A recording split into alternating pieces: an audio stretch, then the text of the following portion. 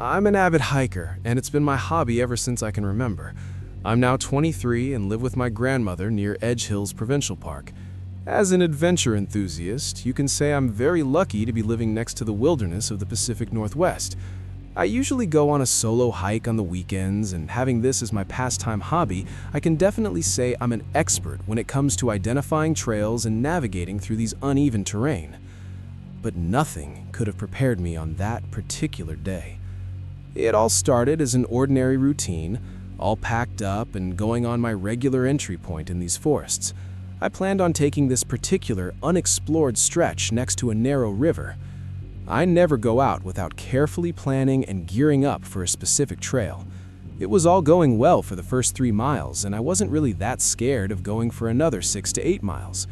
But as I was about to head to a dried, fallen tree trunk next to the river to take a break, I suddenly came across this pungent smell that made me cough a little. The smell was so bad that I thought a bear or a deer died nearby. I tried to look evidence of it, but I was out of luck.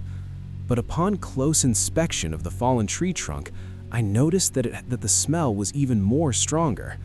I tried looking all around it, but I couldn't find any carcass or any sign of rotting flesh, until I tried underneath it. I saw that it had a long crack that ran from the top of the trunk down to the midsection. But as I peeked out of curiosity, what I saw horrified me. I saw this dead, dog-like animal with its torso to its head exposed, as if half of its body got embedded at the base of the trunk. I've inspected the base of the fallen tree trunk, but didn't find any hole that it might have entered in. And that crack was not that big either, with roughly 4 to 5 inches of width, clearly too small for an animal in that size to fit into. I stopped and distanced myself quite a bit since I couldn't barely handle the foul odor it gave. I decided to go back and concluded that this hike was over. I really couldn't think of any logical reason of how it got itself stuck inside that dried trunk. It was all I could think about heading back to my entry point. When I got home, I took a shower and told my grandma and my relatives all about it. They thought I was just over-exaggerating things, since people usually see abnormal stuff when going through these particular trails, so I didn't try convincing them. I went back 2 days later and checked on it to see if it was still there and prove myself I wasn't just hallucinating. Without my surprise, the dried tree trunk was still there. The smell wasn't that strong the last time I went, so it gave me the opportunity to look at it a bit longer. I would go and visit it every time I walked past by during my regular hiking sessions. When I came back there the 9th time, it was gone, like it was never there in the first place. I had a theory that the river might have washed it away. To this day, I still couldn't figure how that animal got itself trapped in that trunk in the first place. It was an encounter that made me more humble and made me respect nature more. Some things are just left unanswered.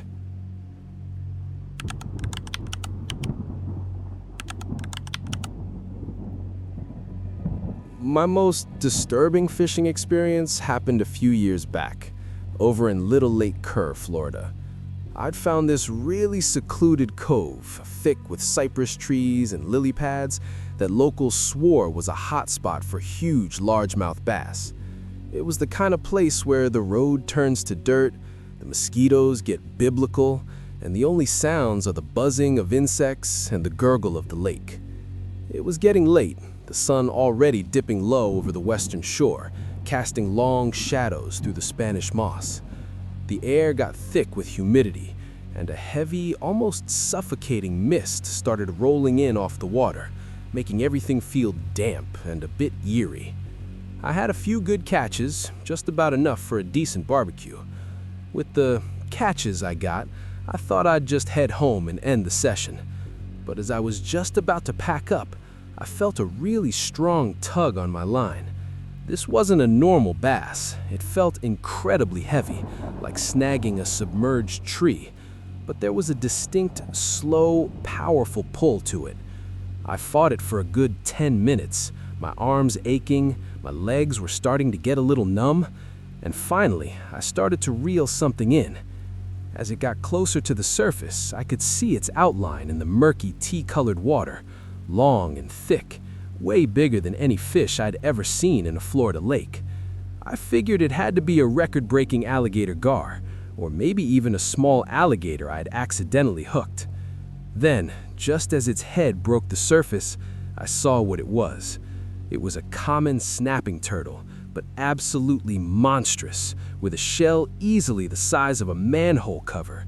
Its skin was leathery and covered in green algae and barnacles, and its eyes, even in the fading light, seemed ancient and unnervingly intelligent. It looked at me for a split second, then slowly, almost deliberately, opened its powerful hooked jaws and gagged up a half-eaten muskrat.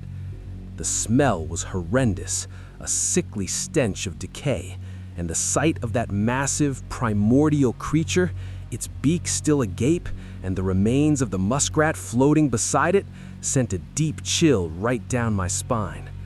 I didn't stick around. I cut my line, sacrificing my lure, and practically stumbled back to my Joan boat. I still fish around other areas of the lake, but I haven't been back to that particular cove since.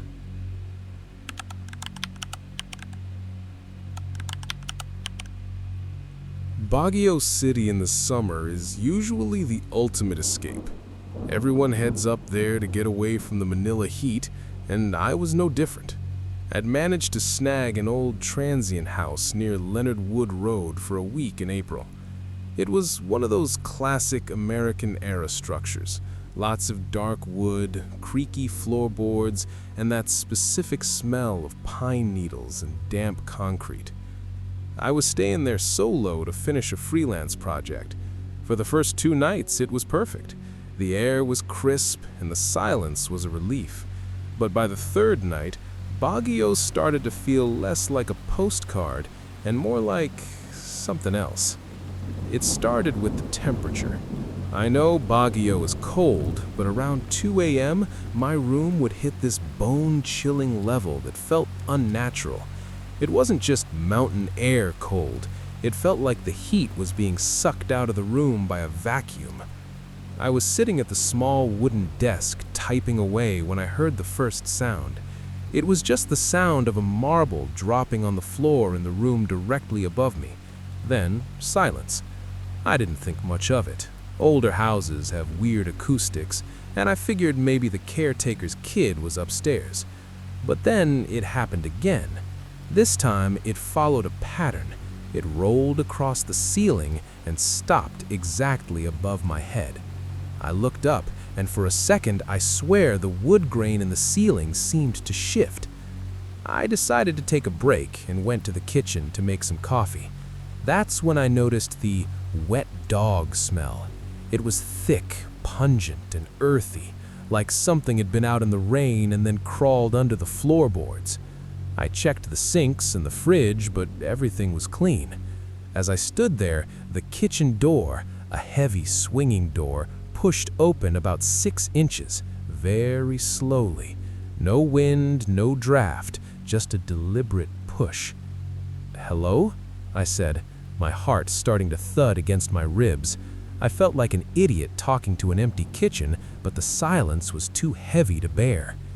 I walked over to close the door, and as I reached for the handle, I felt a hand. Not a physical, fleshy hand, but a distinct pressure on the back of my own hand, ice cold and damp. I yanked my arm back so hard I hit the counter. I didn't sleep that night. I kept all the lights on and sat on the bed with my laptop. Around 4 a.m., the fog rolled in so thick it pressed against the window panes like a white curtain. I looked toward the window, and in the condensation on the glass, I saw a handprint. It was small, like a child's, but the fingers were way too long. It was on the inside of the glass. The breaking point came the next afternoon. I thought things would be better in the daylight, but Baguio has a way of staying gloomy under the pines. I was in the bathroom splashing water on my face when I saw something in the mirror. It wasn't a face, it was a reflection of the hallway behind me. A man was standing there. He looked like a gardener, old denim, a straw hat, but he was gray. Not just his clothes, but his skin, his eyes. Everything looked like it had been filmed in black and white. He wasn't looking at me, he was just staring at the floor, dripping wet, leaving a dark pool of water on the hardwood. When I spun around, the hallway was empty, but the floor? It was bone dry, except for that heavy, rotting smell of wet earth. I didn't even pack properly. I shoved my clothes into my duffel, left the keys on the counter, and checked in to a modern hotel on Session Road for the rest of the week. When I told the hotel clerk where I'd been staying, and what she said gave me goosebumps. She just nodded and said, "Ah, the old structure's near the teacher's campsite. They don't like it when you stay too long." I still have the jacket I wore that night. No matter how many times I wash it, I can't get the faint scent of damp earth out of the collar.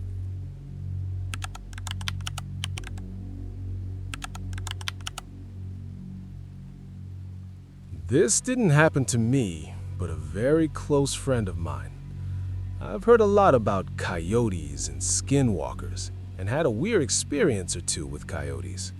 My creepiest was waking up in my sleeping bag, being surrounded in paw prints without ever hearing them during the night, but never anything paranormal, so to speak. Patrick's story, however, kept me from going back to a favorite backcountry secret stash. He was leaving the particular area in Arizona one morning, having visiting a friend there and had been camping there a couple days. While he was driving back home, he suddenly saw a pack of coyotes at the side of the road. He later said that there was a coyote that always seemed to be close by, like in his peripheral vision, but never overt. He loaded up his truck and started to drive down the wash out to the fire road. At the end of the wash, he could see the coyote following him. When he pulled onto the road, it was running next to him. Now he was a little freaked out, so he sped up. He exclaimed he was going 65 or so, and it was running along beside him. Definitely not possible.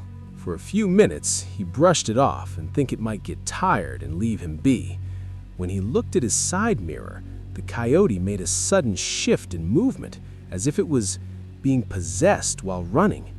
It continued to be like that for several seconds or so, until it changed again. This time, it was running on 2 legs. I didn't know if he was telling the truth in that moment, but while he was telling the whole story to us, he constantly had goosebumps and was looking a bit pale.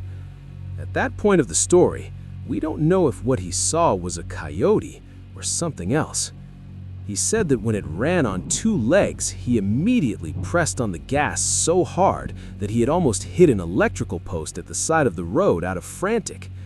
He said he outrun the creature, but he got scared so bad that he instantly had an asthma attack while speeding on that dirt road.